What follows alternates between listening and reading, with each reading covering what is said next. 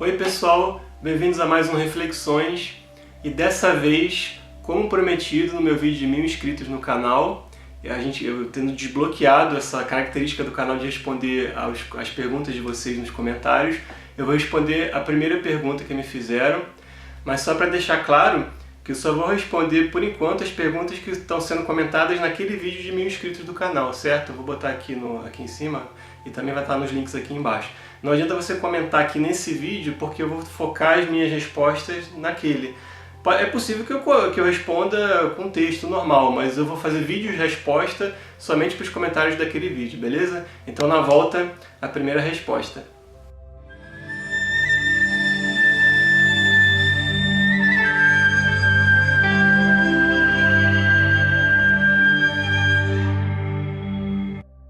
Bem, a pergunta que eu vou responder foi feita naquele vídeo, como eu falei, pelo Douglas Pinheiro. Vou ler a pergunta aqui. Oi, Ref. Gostaria que falasse mais sobre suas experiências espirituais. Pelo que pude ver no blog, hoje você tem uma visão bem desprendida de qualquer religião. E aproveitando, gostaria que falasse sobre as manifestações espirituais na Umbanda e no Espiritismo. Se você acha que são produtos da mente ou se realmente existem outros seres ali. Acrescentaria ainda mais se já tiver passado por esses questionamentos. Acho que acrescentaria bastante ao canal. Parabéns pelo trabalho, você é um cara excepcional. Abraço. Obrigado, Douglas. Como eu gosto de falar, a luz foi criada para ser refletida e todo mundo aqui está refletindo junto, né? Então, obrigado pelas suas reflexões também e pela sua pergunta. Bem, eu vou dividir em três pedaços diferentes a resposta. Deixa eu só dar mais uma olhadinha aqui. Sim, a primeira parte eu vou falar sobre as experiências espirituais, depois eu falo sobre a visão desprendida da religião, e depois eu falo sobre se existem espíritos ou não, mais ou menos a pergunta que você fez, seria uma coisa da mente, né? Então, sobre as experiências espirituais, eu tenho uma série de artigos no meu blog, Texto para Reflexão, vou deixar o link aqui embaixo, que chama Festa Estranha. Nessa série de artigos eu volto atrás nas minhas memórias lá da adolescência, quando eu comecei nesse caminho espiritual, e algumas coisas mais recentes também, e fiz vários artigos lá. 2 deles já viraram vídeos aqui no canal. Um deles é o Amigo de Mago, o outro é Encontrando Animal de Poder, ou alguma coisa assim, mas os links vão estar aqui embaixo também e aqui do lado. E é possível que entrem mais vídeos também no canal. É possível não, provavelmente vão entrar muito mais vídeos no canal. Possivelmente a maioria deles vai ser trazendo esses artigos que estão lá na Festa Estranha, na verdade são contos. Mas se acontecer alguma coisa nova, né, e eu não escrevi ainda, eu já vou trazer direto para o canal, porque agora, como eu já falei aqui, o canal está meio que substituindo o blog, né, de certa forma. Então, nem sempre o que eu falo aqui no canal é um texto, um roteiro que já existia, baseado em alguma coisa que já existia no blog, nem sempre. Às vezes tem coisas totalmente novas que eu estou trazendo direto aqui para o canal. Então, eu espero ter respondido essa parte da pergunta, na sequência, a outra parte. Bem, sobre a visão desprendida de qualquer religião, na verdade, talvez seja justamente o oposto. É que, na verdade, eu estou considerando a essência dessas religiões todas, né? O que eu chamo de misticismo, né? O esoterismo, e não exoterismo, né? Exo com S, não com X, né? Porque a maior parte do que a gente chama de esoterismo hoje, na verdade, é exoterismo, né? É uma visão de fora da religião, né? Ninguém está vivendo aquela religião, experienciando aquilo de verdade. Então, acha que está lendo um livro esotérico, em essência, ele não tem como ser, na verdade, esotérico, porque você está só lendo, você não está experienciando, né? É como se você lê um manual de natação. O manual de natação, ele é exotérico. Ele pode estar lá na capa falando, isso aqui é um livro esotérico. Não, ele quase sempre vai ser exotérico, né? A não ser em raras exceções. E quando você está mergulhando, você está vivendo o esotérico. Então, a maior parte do esotérico é vivência, não tem muito texto, né? Então, já começa por aí, nessa questão de livros sagrados todos e tal, né? Ainda são só livros, na verdade, né? É porque você leu a Bíblia que você tem condições de interpretar a verdade dela. Pode até ser que seja verdade absoluta, mas será que a gente tem condições de interpretar, entendeu? É nesse ponto de vista que eu comecei a pesquisar várias religiões ao longo do planeta, da história humana, né? Eu já falei aqui de taoísmo, de hinduísmo, de budismo, vou falar mais de espiritismo, a gente vai falar de Umbanda aqui mesmo nesse vídeo daqui a pouco. Então realmente eu gosto de pesquisar religiões. Mas assim, para não deixar muito vago a resposta, há muitos anos atrás chegou para mim assim, uma inspiração, né, e eu tenho repetido isso muitas vezes ao longo do blog também. É mais ou menos assim: a minha religião é o meu pensamento, a minha igreja é o meu coração, a minha vida é a minha Bíblia e Deus é o nosso amor.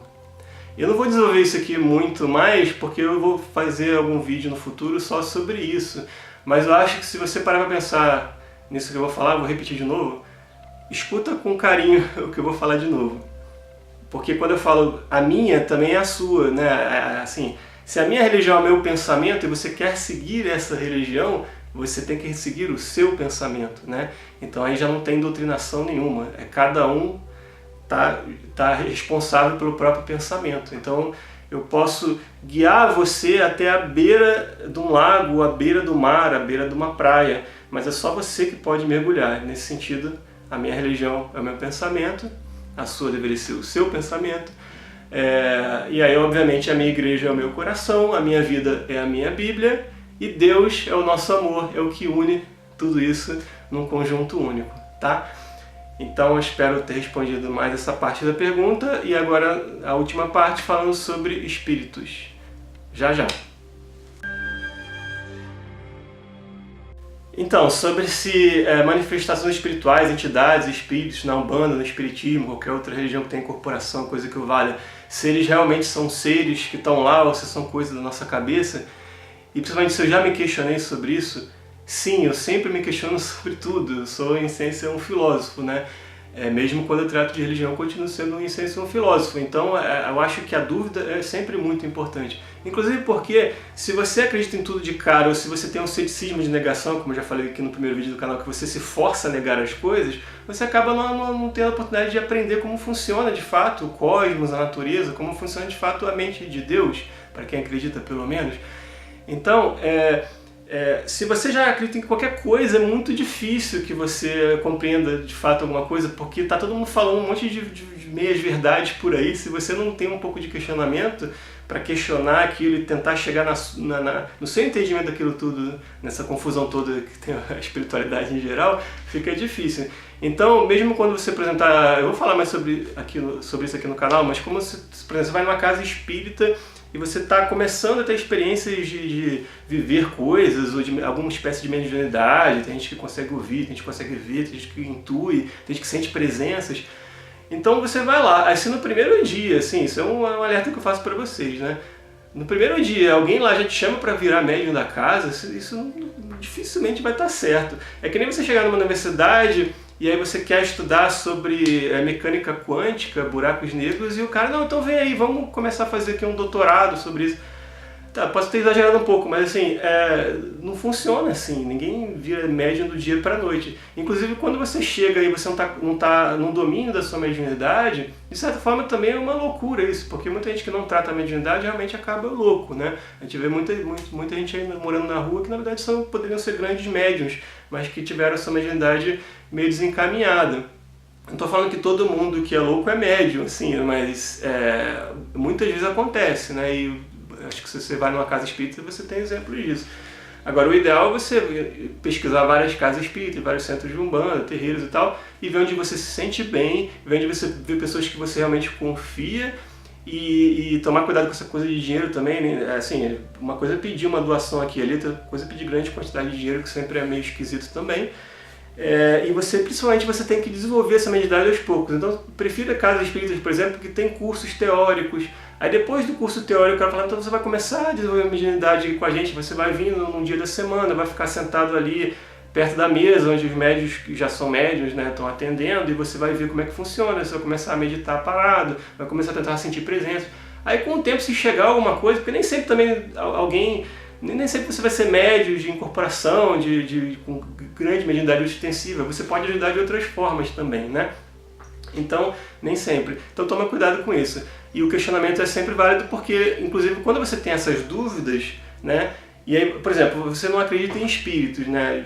Assim, vamos partir do pressuposto, mas você começa a sentir algumas coisas esquisitas. Aí você vai lá, tá desenvolvimento mediúnico, você tá lá, fecha os olhos, está meditando ali, começa a sentir uma presença, atrás de você tem uma parede, né? Como eu falava no meu vídeo Amigo de Mago, foi bem assim. Atrás de mim tem uma parede. Que porra de presença que está aqui atrás de mim? Não tem ninguém aqui, mas eu sinto como se tivesse uma pessoa aqui, de certa forma, né? De certa forma, mas você começa a perceber as coisas. Aí você começa a duvidar, mas peraí, eu não acredito, mas isso aqui eu tô sentindo, tá acontecendo. Será que eu tô ficando louco? Então, também vale a pena questionar, será que tá ficando louco? Mas será que todo mundo aqui nessa sala tá louco? Né? Será que todo mundo que já falou sobre isso, desde Kardec, desde a época de Cristo e muito antes, todo mundo é louco? De verdade? Não é bem assim, né? Então tem como você ter a dúvida e aos poucos alimentando essa dúvida com experiências, né? Geralmente são subjetivas, essa é a grande diferença para a ciência objetiva, né? Como Kardec falava, espíritos não se pode se experimentar com espíritos como se experimenta com pilhas voltaicas, né? Porque espíritos também são seres e a gente também é um ser, né? Consciente e tal, que pensa e tal e que está sempre se alternando. Então você vai ter experiências subjetivas, não objetivas, não é coisa que você possa provar para ninguém, mas você pode provar para si mesmo porque você vivenciou aquilo. E quanto mais você tem um ceticismo sadio, mais você vai saber diferenciar. Pô, isso aqui é uma coisa da minha cabeça, isso aqui é uma coisa meio... Isso aqui é uma coisa que eu estava pensando aqui outro dia. Não, isso aqui é uma coisa nova, isso aqui é uma inspiração nova. Né? Isso acontece muito comigo quando eu vou escrever poesia, por exemplo. Eu não escolho quando eu vou escrever um poema. O poema é que chega para mim. Então, com os anos eu fui aprendendo. Pô, então isso aqui chega de algum lugar. E eu tenho que estar bem para aquilo chegar para mim. Eu tenho que estar, né? Isso também é uma coisa importante. No caminho da espiritualidade, você tem que sempre tentar estar da melhor forma possível, de cabeça, de corpo, né? De tudo. Você tem que estar saudável, tentar ficar cada vez mais saudável para você poder aproveitar esse dom, né? Que a natureza te deu, que Deus te deu, como você queira acreditar. E bem, sobre a natureza dos seres, das entidades espirituais em si, eu tenho duas coisas para falar. Eu provavelmente vou falar mais profundamente sobre a primeira no próximo vídeo, mas vamos lá. A primeira coisa que eu vou falar é que tem essa dúvida sempre, né? Se é uma coisa que acontece só na nossa mente, só na nossa cabeça, no nosso pensamento, ou se é uma coisa que está lá fora. No hermetismo, né, na primeira lei hermética, primeiro princípio hermético, isso já é meio que resolvido, porque se fala que o todo é mental, o universo é uma mente divina, uma mente de um ser que a gente não compreende inteiramente, mas que se comporta de certa forma como a nossa mente. Não é a mesma coisa, mas é paralelo. Até que se considera que a criação toda é uma criação mental, porque a única forma que você consegue criar alguma coisa a partir de si mesmo, sem depender de nada de fora de você. É como você imaginar o espaço-tempo se expandindo sem depender de nada que chegue de fora dele, porque não existe nada fora do espaço-tempo. Então isso é uma criação mental, uma analogia de uma criação mental. Não é a mesma coisa, mas é como se fosse. Então, se o universo inteiro é análogo a uma mente, então, na verdade, essa dúvida não é tanto uma dúvida assim, né? Porque você tem que aprender, na verdade, a diferenciar o que é de fora e o que é de dentro ainda. Mas não significa que por estar fora não seja mental também, né? Então aquela coisa assim do paradigma psicológico e tal, não, tá tudo na sua cabeça.